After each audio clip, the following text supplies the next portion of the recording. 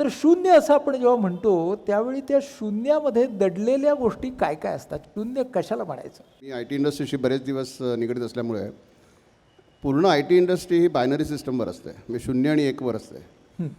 त्यामुळे शून्याला खूप महत्त्व आहे, म्हणजे जवळजवळ 50% महत्त्व हे आय टी इंडस्ट्रीचं शून्याला आहे. शून्यातून शिखराकडे वगैरे किंवा शून्य म्हणजे काही नाही अशी संकल्पना बिलकुल नाही आहे. आणि गणितात माझा बराच रस असल्यामुळे किंवा गणिताची आवड असल्यामुळे एवढ्या संख्या आणि अंक आणि आकडे सगळे बघितल्यानंतर असं वाटायला लागतं की शेवटी पूर्ण संख्या असलेलं किंवा अंक असलेलं एकच आहे, ते म्हणजे शून्य. कारण त्याला अधिक नाही, उणे नाही. त्याला कोणी भागायला गेलं तर तो शून्यच राहतो. त्याने कोणाला भागायला गेलं तो अथंग होतो. म्हणजे अथंगाकडे घेऊन जाणारा एकच फक्त अंक आहे, तो शून्य. वा. त्यामुळे शून्य हे फार महत्त्वाचं आहे आणि त्याचा शोध हा कोणीतरी भारतीय शास्त्रज्ञाने जगाला लावून दिला. पण तोपर्यंत शून्य ही संकल्पनाच मुळात लोकांकडे नव्हती, जगाकडे नव्हती. कधी कधी आपण शून्याकडे, म्हणजे आता आपण सकारात्मक दृष्टीने बघितलं, कधी कधी आपण थोडेसे नकारात्मक दृष्टीनेही पाहतो. म्हणजे त्याची नजर शून्यामध्ये खिळली होती असं आपण म्हणतो. म्हणजे शून्य म्हणजे निष्क्रियता असते त्या संदर्भातली, की शून्य म्हणजे उद्दिष्ट ध्येय शोधण्याची इच्छा नसते. म्हणजे पॅसिव्ह शून्य असतं आणि ॲक्टिव्ह शून्य असतं, नाही का? तर मग पॅसिव्ह शून्याला ॲक्टिव्ह शून्याकडे आणायचं तर काय करायला हवं? कुठलं इंधन लागतं? कुठली ऊर्जा लागते? आपण जी सुरुवात केली तशी की मुळात शून्याकडे बघायचा दृष्टिकोन पॉझिटिव्ह राहिला, पॉझिटिव्ह झाला पाहिजे.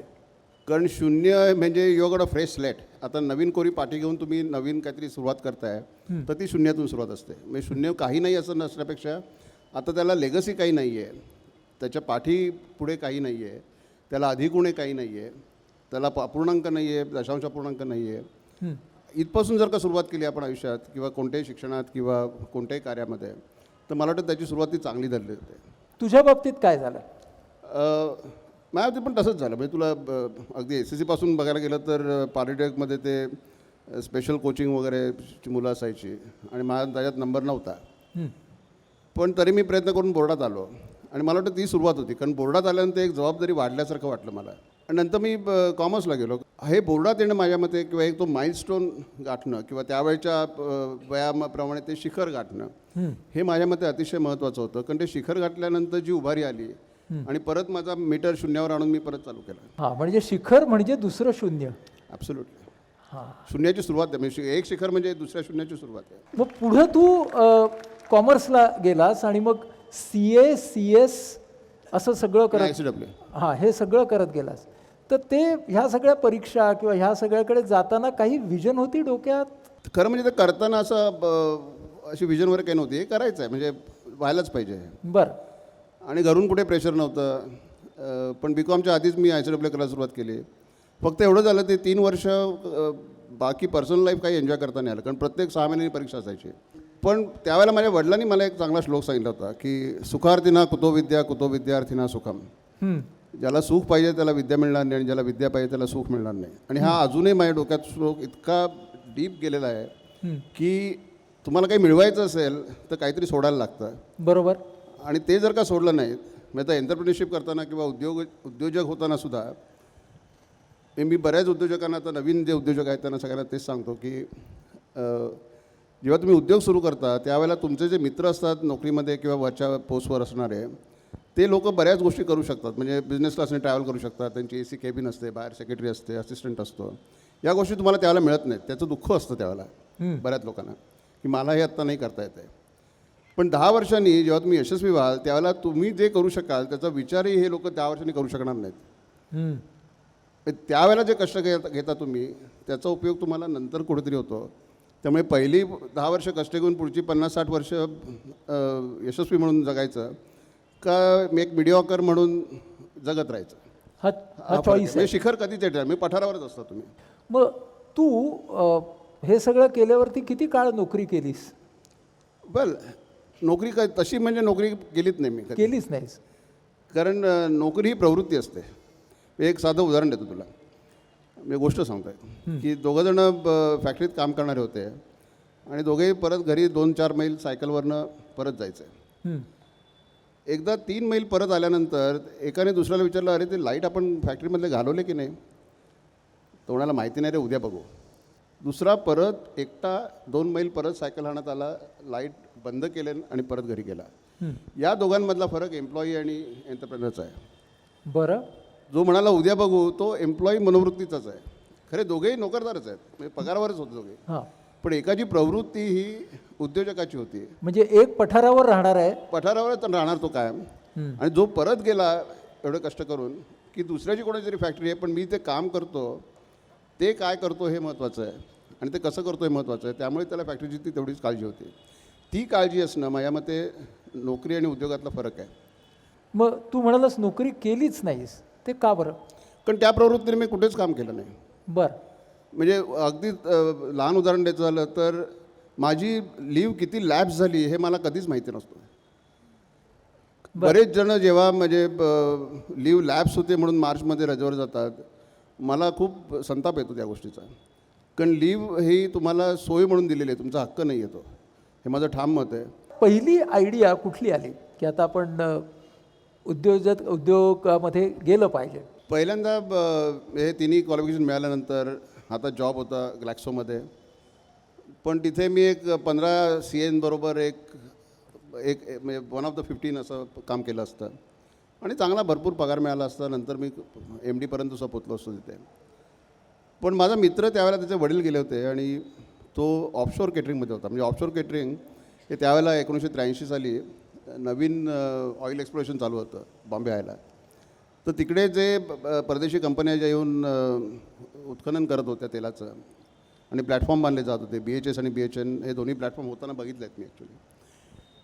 तर त्या लोकांना केटरिंग सर्व्हिसेस देण्याचा उद्योग भारतातल्या कोणाकडे नव्हता. बरं.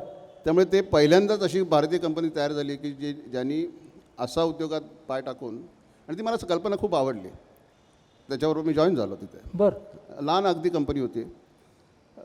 उद्याचे पैसे कसे येणार आहेत माहिती नव्हतं, महिन्याचा पगार लोकांना कसा द्यायचा आहे माहिती नव्हतं. आणि त्यावेळेला वय लहान असल्यामुळे आणि अनुभव नसल्यामुळे बरेच वेळा रात्री अशी झोप यायची नाही. क्रेडिटर समोर दिसायचे की उद्या पैसे मागायला आल्यानंतर काय द्यायला उत्तर द्यायचं आहे.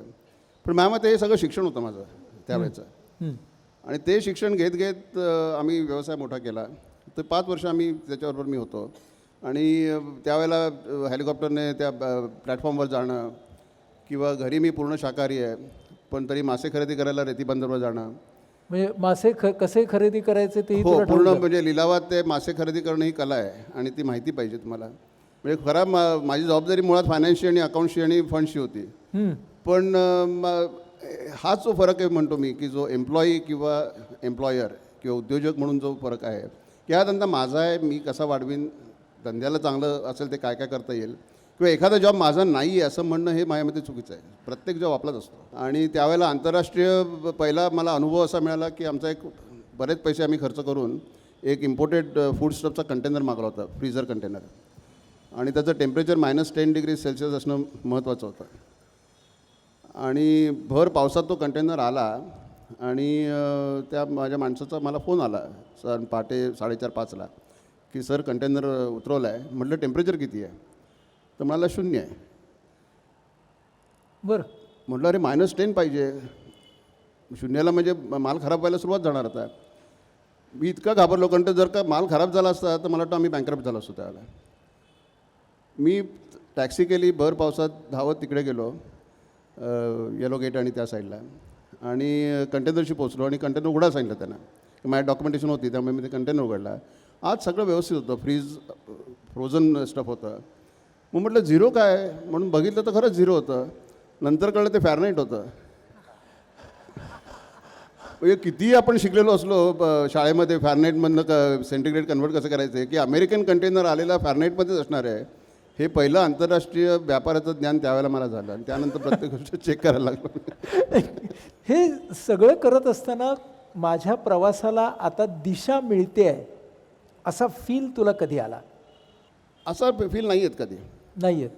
कारण एक आनंद मिळणं त्या गोष्टीतून करण्याच्या केलेल्या गोष्टीमधनं.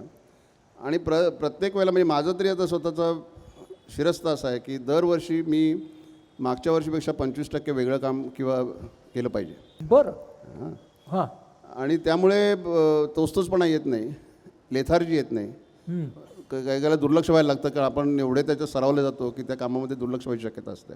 बरं. तर ते दुर्लक्ष होत नाही त्यामुळे आणि इंटरेस्ट राहतो कामात, आनंद जास्त मिळतो माझ्या मते. हं. आणि त्यामुळे दिशा ही नवीन काम काहीतरी करणं, नवीन ज्ञान काहीतरी घेणं हीच दिशा आहे. बरं. मग त्याच्यामध्ये केटरिंग असू दे, IT असू दे, की बायोटेक असू दे, की आता नॅनोटेक असू दे. हां, आता आपण ते टप्प्यांकडे येऊया की त्या IT मध्ये पहिल्यांदा तू कसा गेलास? आयफ्लेक्स ही कंपनी एक मोठा ब्रँड तुम्ही लोकांनी बनवला, त्याची सुरुवात कशी झाली? ती शून्यापासूनच झाली हो, असणार. 87ला तोपर्यंत आमची 5-6 वर्ष केटरिंगमध्ये झाली होती आणि या 25%च्या रूलप्रमाणे तर 6व्या वर्षी मी आलो होतो, त्यामुळे नवीन करण्यासारखं विशेष काही नव्हतं. आणि मग त्यावेळेला 87च्या सुमाराला साधारण ITचा उदय होत होता आणि माझे वडील पहिल्यांदा म्युन्सिपाल्टीमध्ये EDP मॅनेजर होते, म्हणजे IT हेड होते आणि त्यांनी IT डिपार्टमेंट चालू केलं. आणि कॉलेजमध्ये असताना मी कधी ऑफिसमध्ये जाणं झालं त्यांच्याबरोबर तर ते 1401 म्हणजे 1401 त्यावेळेला IBMचा मोठा कॉम्प्युटर समजला जायचा. ते मला IITमध्ये घेऊन गेले होते 2-3दा की ते कॉम्प्युटर बघण्यासाठी.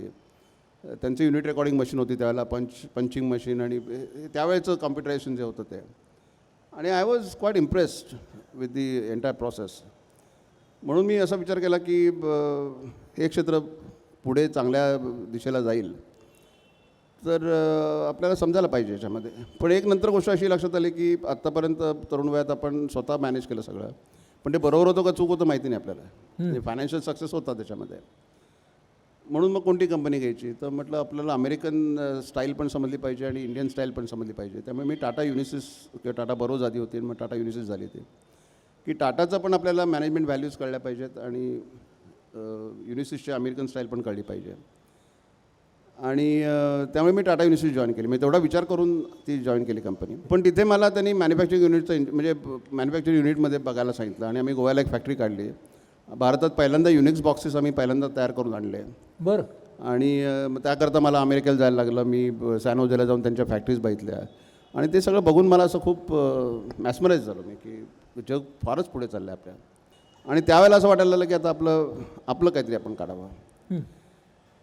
पण तोपर्यंत साधारण एक 50 एक IT सर्व्हिसेस कंपनीज आलेल्या होत्या, म्हणजे विप्रो, इन्फोसिस, TCS, टाटा युनिसिस एक होती. पण आपण वेगळं काहीतरी करायला पाहिजे. कारण एक सूत्र म्हणजे आता मी सांगू शकेन की आपल्याला सगळ्यांना पैसे बनवायचे असतात शेवटी. कारण हे पैसा म्हणजे सर्व काही नाही हे बरोबर आहे, पण ते पैसा खूप मिळवल्यानंतर म्हणायचं वाक्य आहे, आधी नाही. तर तो जर का बनवायचा असेल चांगल्या मार्गाने तर you have to do something better than others, you have to do something different than others, or you have to do something new. काहीतरी दुसऱ्यापेक्षा चांगलं आपण करायला पाहिजे किंवा दुसऱ्यापेक्षा वेगळं करायला पाहिजे किंवा काहीतरी नवीन करायला पाहिजे. तर नवीन करणं त्यावेळेला आम्हाला शक्य नव्हतं. म्हणजे आम्ही काय मायक्रोसॉफ्ट नवीन किंवा ओरॅकल नवीन काढू शकलो, तेवढी आमची कुवत नव्हती त्यावेळेला. तर काहीतरी वेगळं करूया आपण. मग इतर सर्व्हिसेस देतात तर आपण प्रॉडक्ट तयार करू. आणि मग फायनान्स बॅकग्राऊंड असल्यामुळे आम्ही बँकिंग सॉफ्टवेअरला सुरुवात केली. बरं, आमच्याकडे एवढे पैसे नव्हते की 4 कोटीने आम्ही धंदा सुरू केला होता. त्यातले 40% आम्हाला सिटी व्हेंचर कॅपिटलने दिले होते. इतर आम्ही पैसे आमच्यात जमा केले होते. आणि त्यावेळेला असं म्हटलं की प्रॉडक्ट काढून एवढ्या पैशात जर का अमेरिकेत किंवा युरोपमध्ये जाऊन विकायला गेलं तर आपलं निभाव लागणार नाही. म्हणून आम्ही इमर्जिंग मार्केट चालू केली. म्हणजे त्याच्यामध्ये आफ्रिकेतले 23 देश आणि 23च का तर तिथे इंग्लिश स्पीकिंग 23 देश आहेत. आणि मग फार ईस्टमध्ये म्हणजे इंडोनेशिया, मलेशिया, फिलिपिन्स. त्यांच्यासाठी तुम्ही बँकिंग सॉफ्टवेअर तयार करून त्यांचं इम्प्लिमेंट केलं ॲक्च्युली. बरं. आणि असं करत करत शेवटी पुढच्या 15 वर्षामध्ये आम्ही 138 देशामध्ये सॉफ्टवेअर इम्प्लिमेंट केलं ते. बरं. आणि 600पेक्षा जास्त फायनान्शियल इन्स्टिट्यूशन्स आजही ते सॉफ्टवेअर वापरत आहेत. बरं. आणि ते मिशन क्रिटिकल असं आहे की तुला माहिती आहे बँकेत जर का एखादा एंड ऑफ डे म्हणतो आपण त्याला, की एंड ऑफ डे जर का प्रोसेसिंग झालं नाही तर दुसऱ्याशी बँक उघडत नाही. तर हे जर का तुम्हाला बँक चालू ठेवणं सतत जर का पाहिजे असेल तर भारतातून तुम्हाला तसा सपोर्ट करणं जरुरी आहे. कारण कोणत्याही 24 तासातल्या एका तासामध्ये कुठेतरी एंड ऑफ डे होत असतो किंवा कुठेतरी बिगिनिंग ऑफ डे चालू असतो. म्हणजे बँक उघडत असते किंवा बँक बंद होत असते. आणि त्यावेळेला ते सॉफ्टवेअर नीट चालणं हे अतिशय महत्त्वाची गोष्ट आहे. आणि नंतर म्हणजे आयफ्लेक्स तुम्ही यशस्वीपणे नंतर ती दुसऱ्या मोठ्या कंपनीमध्ये विलीन केलीत, बरोबर आहे? हो. आणि ती कंपनी कुठली, जी मोठी कंपनी? ओरॅकल. ओरॅकल. आणि मग आज ओरॅकल म्हणून ती आहे ओरॅकल फायनान्शियल सॉफ्टवेअर म्हणून आहे ते. आहे हे का करावं असं वाटलं, म्हणजे आपण ही कंपनी विलीन का करावीशी वाटली? सिटी बँक त्यावेळेला जरा प्रॉब्लेममध्ये होती 2006-07 साली, आणि त्यांनाही इन्व्हेस्टमेंट काढायची होती. तर आम्हाला 2-3-4 एक पर्याय होते आणि 4ही पर्याय आम्ही टेस्ट केले, की एक तर आम्ही स्वतः विकत घेतले असते ते शेअर्स, किंवा US मार्केटमध्ये जाऊन ADR केला असता आणि त्यांना त्यांची लिक्विडिटी दिली असती, किंवा आता तोपर्यंत आम्ही इथे लिस्टिंग केलेलं होतं ते सेकंड लिस्टिंग केलं असतं वगैरे वगैरे. पण आम्हाला असं वाटलं की we need to have a strategic partner. आणि तोपर्यंत आमची म्हणजे आम्ही तिघे प्रमोटर एकाच वयाचं होतं की आहोत. तर आमची 50शी येत चालली होती. तेव्हा असं एक डोक्यात विचार आला होता की आता 25% रूल लागू पडतो परत, की आता 50शी आता काहीतरी वेगळं करायला पाहिजे. आणि वेगळं काय करायचं, तर माझ्या मते 87ला मी जेव्हा IT मध्ये जायचा विचार केला, तीच परिस्थिती बायोटेक्नॉलॉजीमध्ये आज भारतामध्ये आहे. म्हणून मग तू बायोटेक्नॉलॉजीमध्ये, आणि नशिबाने माझी बायको सायटोजेनेसिस्ट आहे, त्यामुळे ती स्वतःची लॅब चालवते. आणि त्यानंतर मी साधारण म्हणजे 2009च्या आधी 2005ला मी एका फार्मा इंडस्ट्रीच्या बोर्डावर जरी मला बोलावलं होतं मी गेलो, कारण then I started understanding healthcare industry. आणि मग पुढे जगभरात म्हणजे स्टॅनफर्डपासून जपानपर्यंत टोकियोपर्यंत सेमिनार्स अटेंड केले काही बायोटेकमधले. आणि नशिबाने मला त्यावेळेला फ्रान्समध्ये एका पबमध्ये एक फ्रेंच सायंटिस्ट भेटला, आणि तो नशिबाने इंग्लिश बोलत होता. आणि त्याच्याबरोबर स्टेमसेल्सची आमच्या चर्चा झाल्या, आणि त्याला डेंटल पब स्टेमसेल्स ही नवीन संकल्पना, इनोव्हेटिव्ह आयडिया येत होती, आणि आय लाईक दॅट आयडिया. आणि मग त्याच्यातून तुम्ही बायोटेक्नॉलॉजी म्हणजे आशियातली पहिली कंपनी की ज्यांनी डेंटल पब स्टेमसेल्सवर काम करायला सुरुवात केली. जसा प्रवास व्यक्तीचा असतो ना, तसा तो प्रवास टीमचाही असतो. म्हणजे तुझ्या सगळ्या प्रवासामध्ये एका बाजूला तुझे सहकारी तुझ्या टीममध्ये होते, दुसऱ्या बाजूला कुटुंब होतं. आपण तर शिखराकडे जातो, पण या सहकाऱ्यांच्या बरोबर आपला समतोल कसा कसा साधलास? एका बाजूला प्रत्येक उद्योगातले सहकारी आणि दुसऱ्या बाजूला कुटुंब. एक तर माझ्या मते अशी एक चुकीची कल्पना आहे की शिखरावर जागा थोडी असते आणि आपण एकटेच असतो. आपण माझ्या मते उद्योगामध्ये शिखरावर जाताना सगळ्यांना घेऊनच जायला लागतं, आणि तेवढी जागा असलेल्या शिखरांवर जावं.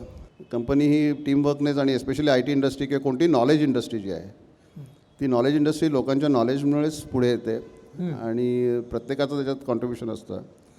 आणि आम्ही कंपनी म्हणजे स्टॉक ऑप्शन्सवर देताना I can proudly say that 300 लोकं मार्बर जी होती, आयफ्लेक्स चालू करताना जी 150-300 लोकं होती पहिली, ती आज सगळी बिलियनर आहेत.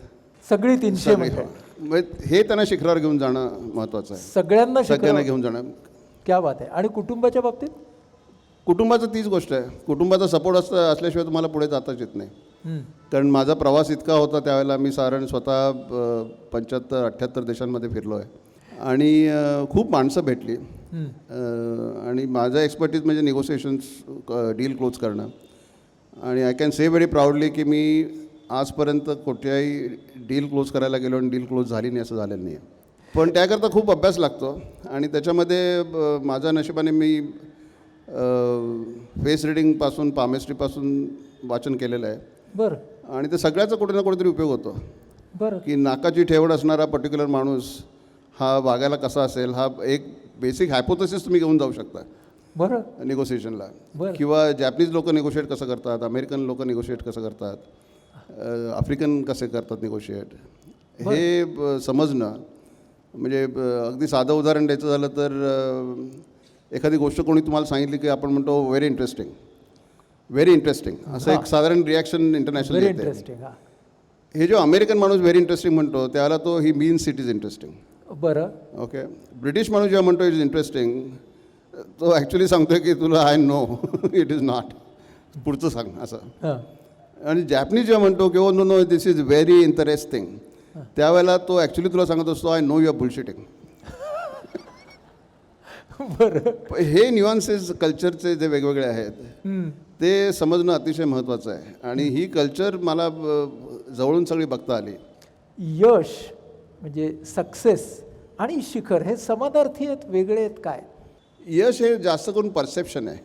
यश हे परसेप्शन आहे. लोक ज्याला यश म्हणतात ते यश असतं. शिखर आपल्या मनात असतं नेहमी. शिखर आपल्या मनात असतं. म्हणजे तुम्ही शिखरावर असला तरी लोकांना तुम्ही यशस्वी नाही वाटला तरी तुमचं यश नाही ते. पण काही काही लोक म्हणतात किती यशस्वी माणूस आहे, पण माणूस स्वतः शिखरावर पोचलेला नसतो, ती उंची गाठलेली नसते. वा, तो फरक माझ्या मते शिखर आणि म्हणजे यशामध्ये आहे. यश हे लोकांच्यासाठी आहे, शिखर हे आपल्या मनात. मनासाठी शिखर खरंच असतं का? एकच असतं का शिखरांची रांग असते? मी असं विचार जेव्हा करतो ना, त्याला एक गंमत मला वाटते की मी समजा समुद्र तळाच्या म्हणजे समुद्र सपाटी आपण म्हणतो, मुंबई समुद्र सपाटीवर आहे, पण समुद्राला असं तळ आहे.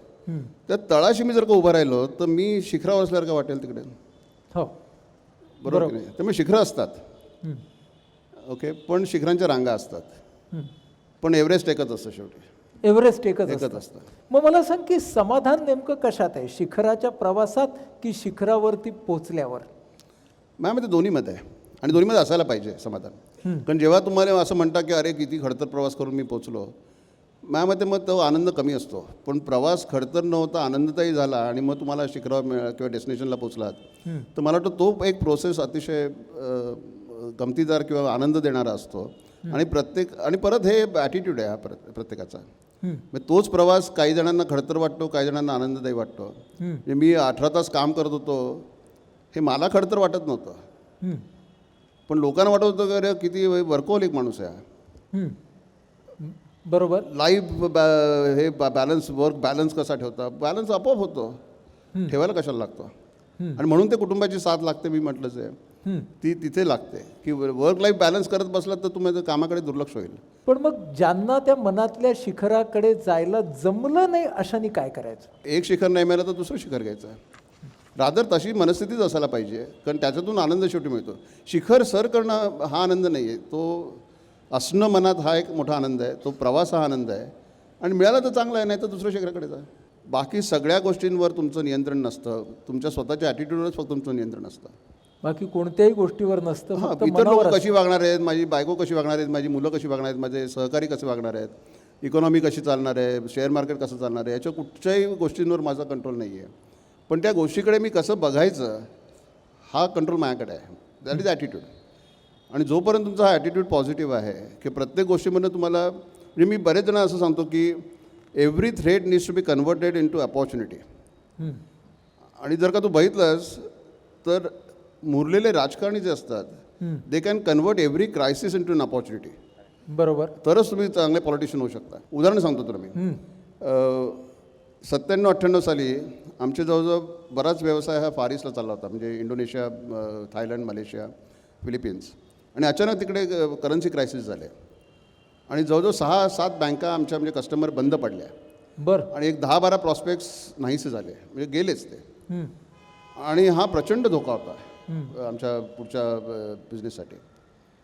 पण I thought is an opportunity की आपण इकडेच का बघतोय, आपण दुसरीकडे का नाही बघत. आणि त्याच वेळेला नेमकं आणि this an opportunity South Africa open होत होती. म्हणजे त्यांचं अपार्थाईड जाऊन तिथे पूर्वी आपल्या पासपोर्टवर साऊथ आफ्रिका नॉट अलाउड म्हणून असं एक छप्पा असायचा, तो काढला गेला होता.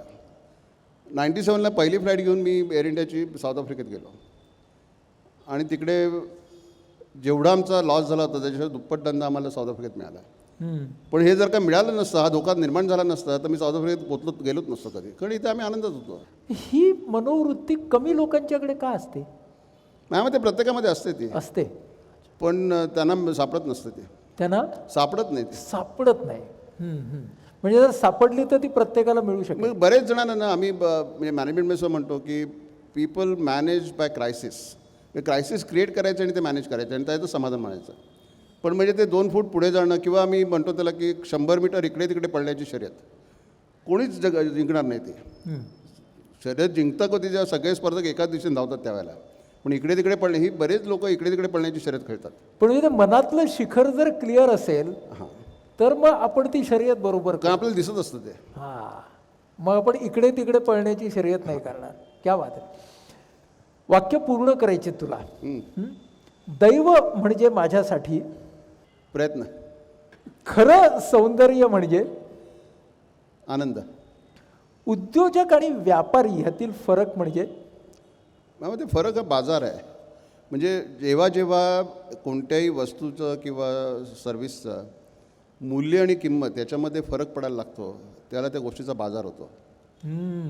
बाजारात व्यापारी असतात, उद्योजक नसतात. स्पर्धा असावी तर खडतर असावे. खडतर असावी. गुणवत्ता टिकवायची आणि वाढवायची असेल तर माझ्यामध्ये गुणवत्ता ही एक प्रवृत्ती असायला पाहिजे, गुणवत्ता ही प्रवृत्ती, सवय असायला पाहिजे. सवय असायला पाहिजे. म्हणजे इट इज नॉट अ, मी आता या आठवड्यात मी म्हणजे हे करतात ना ते काहीतरी गांधी सप्ताहामध्ये सौजन्य सप्ताह पाळतात, हम्म, असे सौजन्य ही प्रवृत्ती असायला पाहिजे, हम्म. ती ती सप्ताह सवय असायला पाहिजे. सप्ताहात पाळल्या म्हणजे गुणवत्ता ही काय एक आठवडा गुणवत्तेचा आहे म्हणून क्वालिटी वीक असं बरेच जण हे करतात, तसं नसतं, ती प्रवृत्ती लागते. आणि माझ्यामध्ये गुणवत्ता वाढवणं सोपं असतं, गुणवत्ता टिकवणं कठीण असतं. पण जेव्हा तुम्ही स्केल वाढवता, म्हणजे माझ्याकडे 250 एम्प्लॉई होते त्याला गुणवत्ता ठेवणं वेगळं होतं, राखणं. 13,000 झाल्यानंतर त्या 13,000ची प्रवृत्ती तशीच असायला पाहिजे, हे जिकरीचं काम होतं. त्यामुळे गुणवत्ता टिकवणं जास्त कठीण असतं. जास्त कठीण असतं. तू छंद म्हणून तबला वाजवतोस, मग बरेच छंद आहेत त्याच्यामागे. त्यातला एक तबला आहे. मग आयुष्य हा जर तबला असेल, आयुष्य हे जर तालवाद्य असेल, तर मग बोटं म्हणजे काय? बोटं म्हणजे कर्म आहे.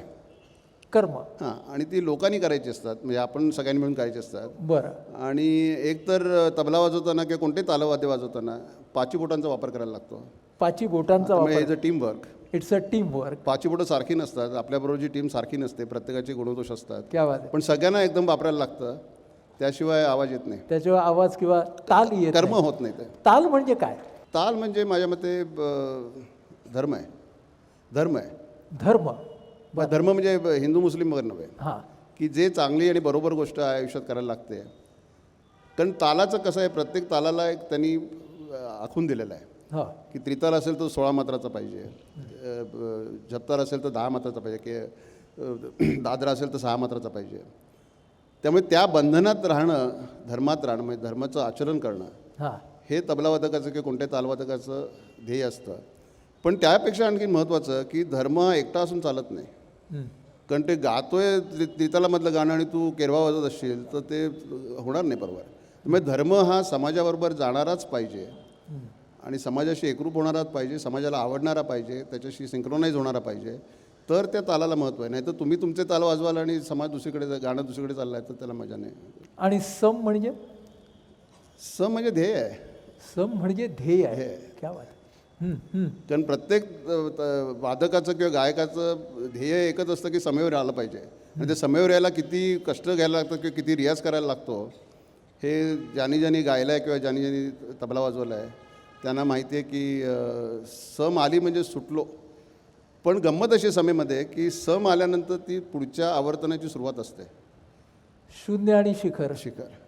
त्यामुळे प्रत्येक सम, म्हणजे प्रत्येक शिखर हे जसं म्हटलं पुढच्या शून्याची तयारी असते, तशी प्रत्येक सम ही सुद्धा पुढच्या आवर्तनाची तयारी असते, सुरुवात असते ती ॲक्च्युली. सुरुवात असते. आत्ता आपण जे सगळं ऐकत होतो त्याच्यामध्ये मगाचपासून आम्ही जेव्हा वावरत होतो इथे आणि हे जे आम्ही पाहत होतो व्हिज्युअल, त्यावेळेला शून्यापासून शिखर हे माझ्यासाठी ॲक्च्युली जास्त भावनिक प्रवास असा मला वाटत होता.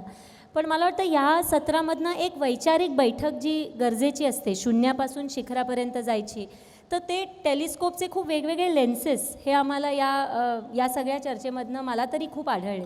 आणि त्याच्यामधलं पहिलं जे मला आवडलं होतं की जे तुम्ही म्हणालात की शून्याची जागा ही कुठे ठेवायची. आणि मला वाटतं तिथपासून माणसाचा चॉईस सुरू होतो की मी शून्यात आहे पण ते शून्य मी माझ्या परिस्थितीत कुठे मांडायचं. हा ॲटिट्यूड आहे परत. हा खूप महत्त्वाचा ॲटिट्यूड आहे. आणि मला वाटतं सगळाच प्रवास जो आहे त्यामुळे तो एक ॲटिट्यूडचं भक्कम असेल आणि त्याची जर बांधणी नीट असेल तर तो आपल्याला तिकडे जाताना दिसतो.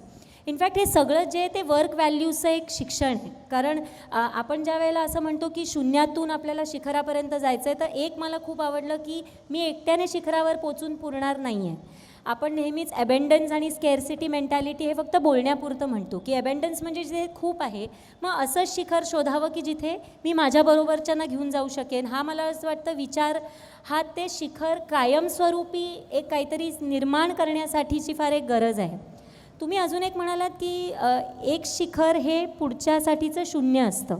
पण मला असं वाटतं त्या शिखराकडे बघायला एक नजर पण लागते. कारण त्या शिखरावर उभं असताना नवीन कोणतं शिखर आहे जे मी पोचू शकेन तिकडे. मग ते नवीन सेक्टरची निर्मिती असेल, नवीन अपॉर्च्युनिटी असेल, नवीन देशामधनं शिकण्याचं असेल. साधं एक उदाहरण द्यायचं की सचिन तेंडुलकर मोठा का तर सेंचुरी झाल्यानंतर तो परत गाड घेतो. As if is going to hit the next century ना. ॲब्सोल्युटली. तो ते शिखर नाही त्या करतात, ती दुसऱ्या शून्याची सुरुवात आहे त्याची. नक्कीच नक्कीच. त्याच्यामुळे हा पण एक खूप महत्त्वाचा मला मुद्दा वाटतो. आणि सातत्याने शिखरावर जायचं म्हणजे काय, तर आपण आपल्या कम्फर्ट झोनमधनं बाहेर जायची तयारी असायची गरज आहे. कारण पठारावरून दिसतं खूप छान, पण ते अनुभवता प्रॉबेबली येत नाही. आणि जर अनुभवायचं असेल शिखर सर करणं, तर मला असं वाटतं then you need to dirty your hands. मग ते आपल्याला अगदी तिथली भाषा समजायची असेल किंवा तिथलं काही कल्चरल ॲटिट्यूड समजायचे असतील, तर ते तिथपासून सुरुवात होते. आणि म्हणून मला असं वाटतं की शिखर गाठणं ही एक खूप मोठी प्रोसेस आहे, प्रक्रिया आहे. आणि त्या प्रक्रियेवरचे वेगवेगळे जे टप्पे आहेत ते जर वैचारिकरित्या आपण समजलेलो असू, तर त्याच्यात असणारी जी भावनिक किंमत द्यायला लागेल वेळोवेळी, ती देण्याची माणसाची आपसूक तयारी होते. आणि तीच त्या ती शिखराकडे नंतर जायची. किंमत वाटत नाही ॲक्च्युली. ती किंमत वाटत किंमत नाही. देणं म्हणजे काहीतरी देण्यासारखं आहे. बरोबर. इथे आपण घेत असतो ती किंमत, खरं आहे. काहीतरी शिकत असतो नवीन. नक्कीच. तर ती जेव्हा तुमची मानसिकता तयार होते त्यावेळेला मग शिखर सोपं होतं. अगदी खरं आहे. वा